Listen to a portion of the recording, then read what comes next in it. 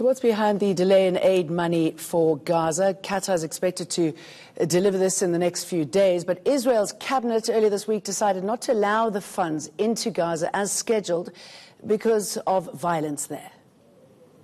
Israel's cabinet has approved the release of aid money meant for the Gaza Strip. $15 million was meant to be handed over by Qatar's ambassador to Gaza, Mohammed Al-Imadi, but he arrived through the Erez crossing on Wednesday without it. That money was meant to be used to pay Hamas civil servants. It was also to be utilized as support for impoverished Gazans. The money was withheld by Israel for more than 2 weeks due to clashes at the Israeli-Gaza border. Israel took the decision after a bullet struck one of their soldiers' helmets during clashes at the Gaza border. A Hamas militant was killed during the fighting. Israel then hit back with tanks and an air raid on Hamas posts. According to a source involved in the talks about the issue, all security cabinet members but the Environmental Protection Minister, Zeev Elkin, supported the decision. There have been 3 wars since Israel and Hamas since 2008. While the violence between the two has somewhat abated since an informal truce in November, fears of a 4th war remain. Friday's payment to Gaza would be the 3rd of 6, totaling $90 million, agreed to after the truce. The United States and European Union has labeled Gaza Strip ruler Hamas a terrorist organization. So, banks are uncertain about making transfers. Israel's permission is needed as the money travels via its territory.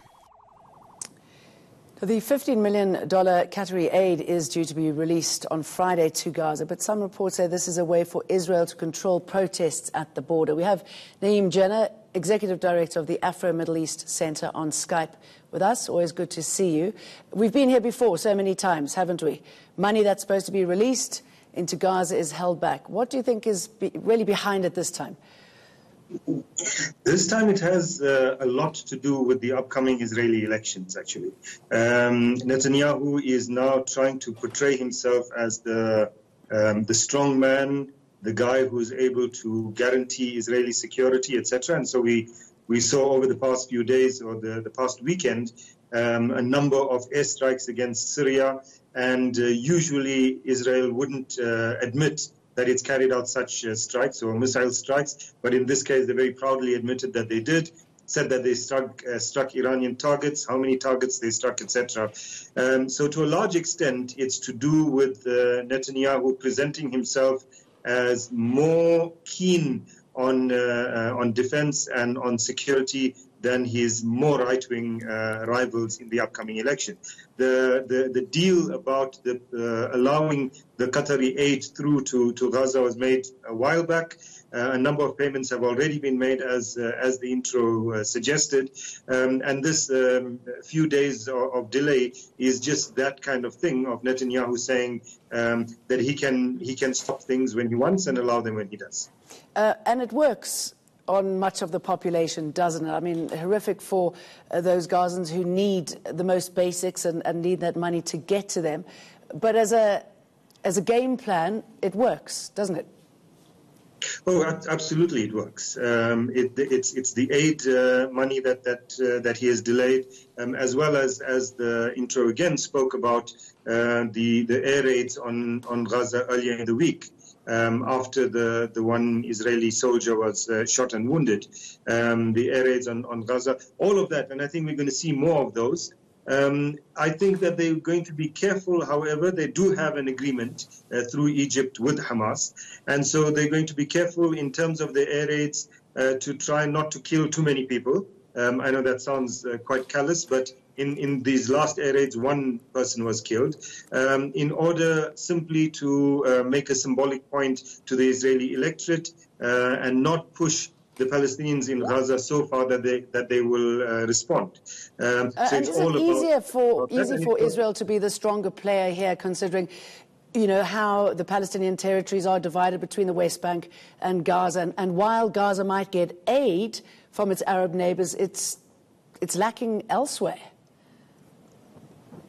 Yes, it is lacking elsewhere, and I think that the big issue here is the siege on Gaza that's been maintained by Israel and Egypt since 2007. So the deal now between Israel and Hamas is that there'll be a slow lifting of the siege. In a sense, we can see the allowing of Qatari aid in as part of that process of lifting the siege. But it's not going to happen before the election.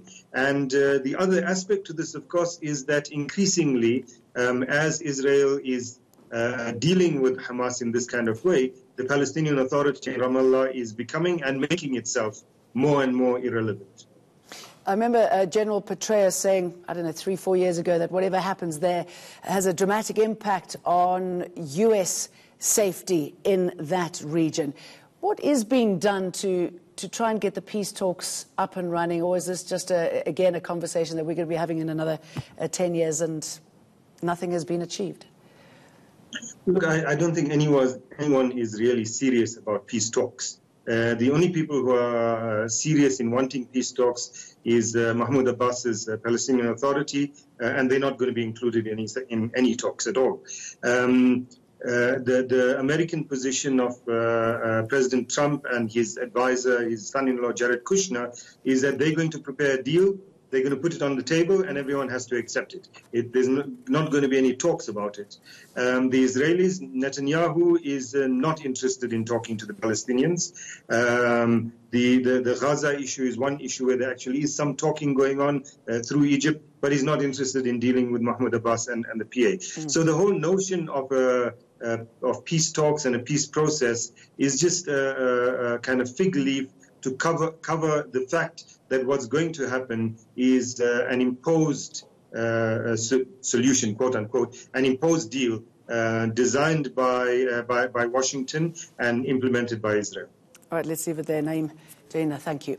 The World Health Organization is appealing to host countries to provide better health care to migrants. It's been revealed in the first ever report on migrants' health.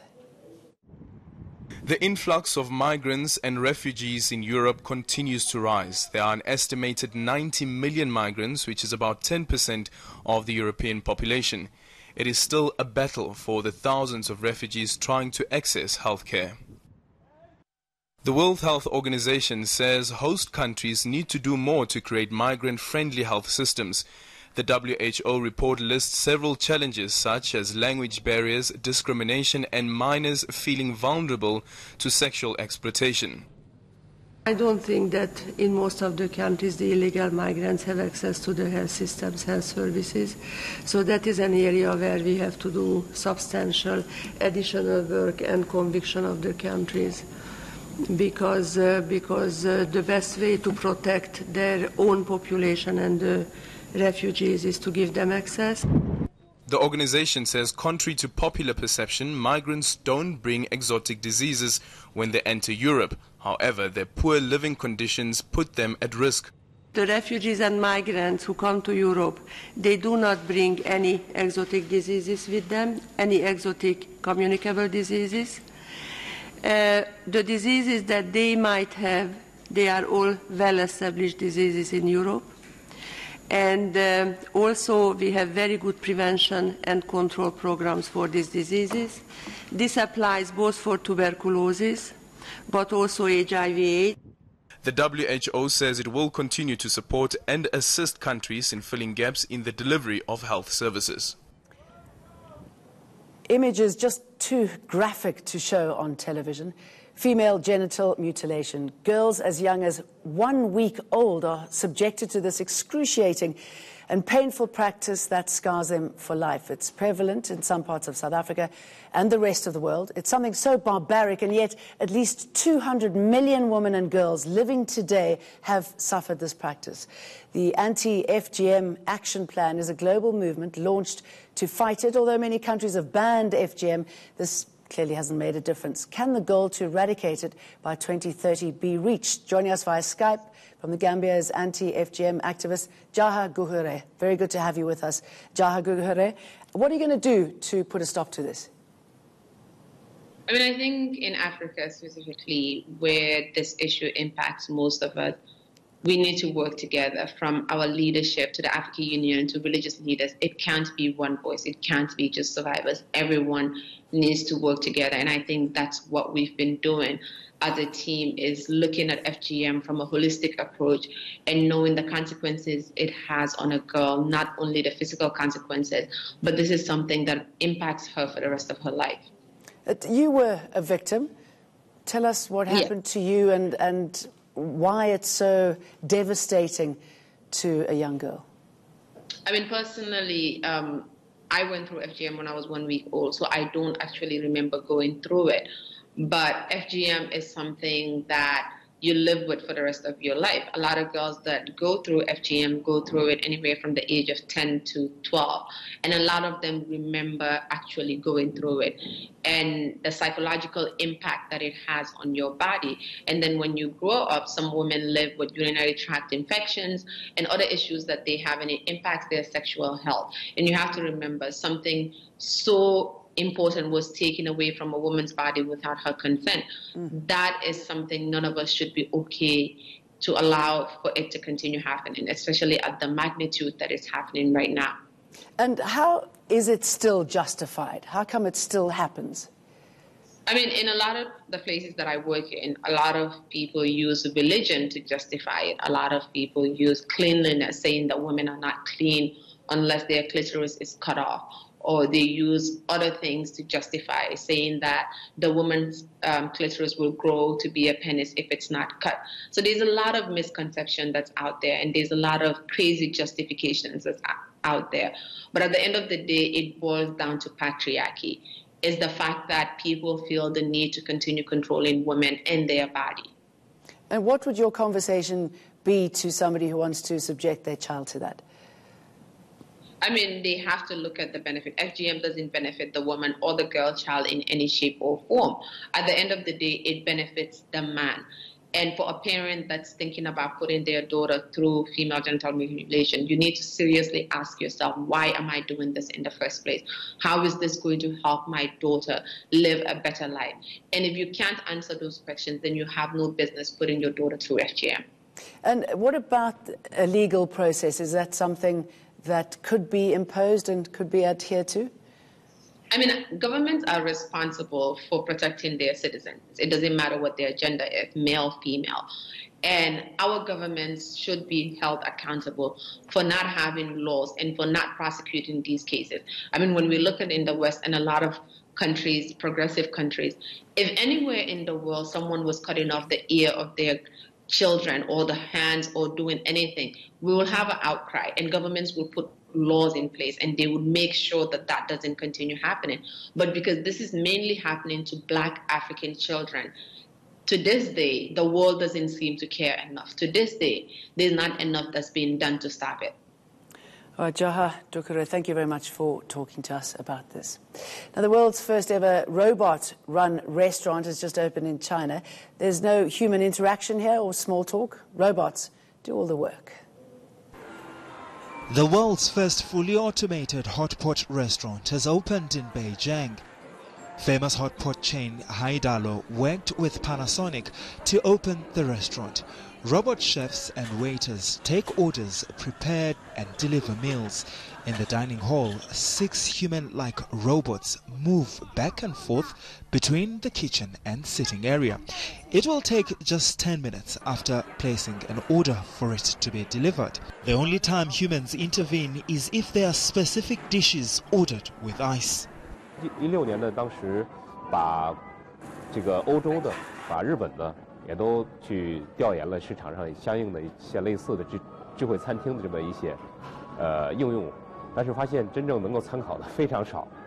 我们知道可能有一些单机的设备可能会有一些，很少有一个整个的一个餐厅说我整个这个系统上去考虑这个智能化的一个考虑，所以我们当时发现下来以后呢，觉得可能更多的还得靠自己，靠自主来去往前推进。 Zhu is most proud of the work and changes achieved for a world-first robot-run kitchen. 后厨呢，我们尝试自动化的一些手段，把一些机械的工作呢交给机器去做完成，从而呢降低人工的劳动强度，减少人工。 The unique offering has attracted the Chinese and foreigners alike. Heard of the smart restaurants in Korea before, but I've been here is first experience. Diners say they are happy with the service, but do miss the personal interaction.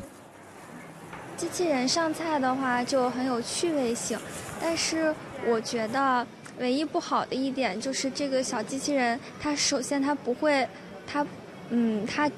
和我们交流，它还比较形式还比较单一。其次我觉得就在店里人这么多的情况下，服务员既要顾及小机器人，然后又要顾及这些食客，就增加了他们的这些工作量。While it's still in its early stages of development, the future looks promising. In South Korea, dogs are having their day as people are choosing to keep pets instead of having children. The $2.4 billion pet industry is enjoying a major boom. As a result, the country is facing a demographic crisis with record low birth rates. Kang Sung-il treats his white dog, Sancho, like a son.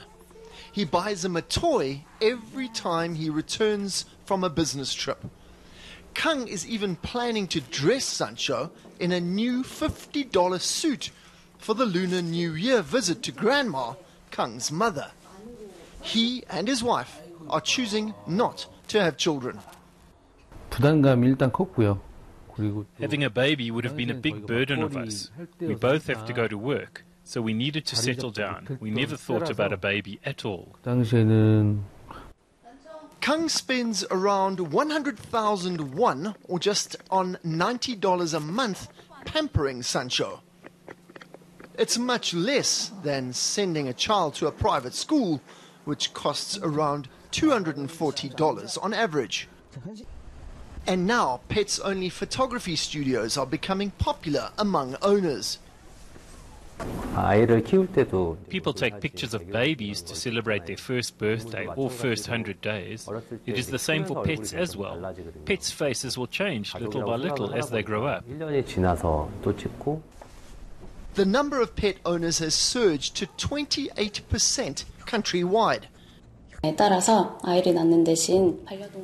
to the demographic changes, various new words have been adopted, such as DINK, pet double, income, no kid pet, which refers to a working couple who are raising pets rather than giving birth to a baby. Another pet lover who considers his late dog, Kot Guy, as a child is Lee Jae-hwan. 세상에서 제일 사랑하는 내 아들. I've always introduced Kot Guy as my only son. Even my friends didn't understand me, but my dog was the same as a human. He brought me joy, delight, and sadness when he was ill. 근데 저는 그래요. 왜냐면 A survey by the Korea Rural Economic Institute has found childless couples and lonely people who adopt pets are the most generous consumers in the country. Talking of consumers, I was just reading that the consumption of dog meat in South Korea, where it's known as bulgogi, is very popular. Just saying. That's our show for tonight. News is next, but first, here's a look at your international weather update.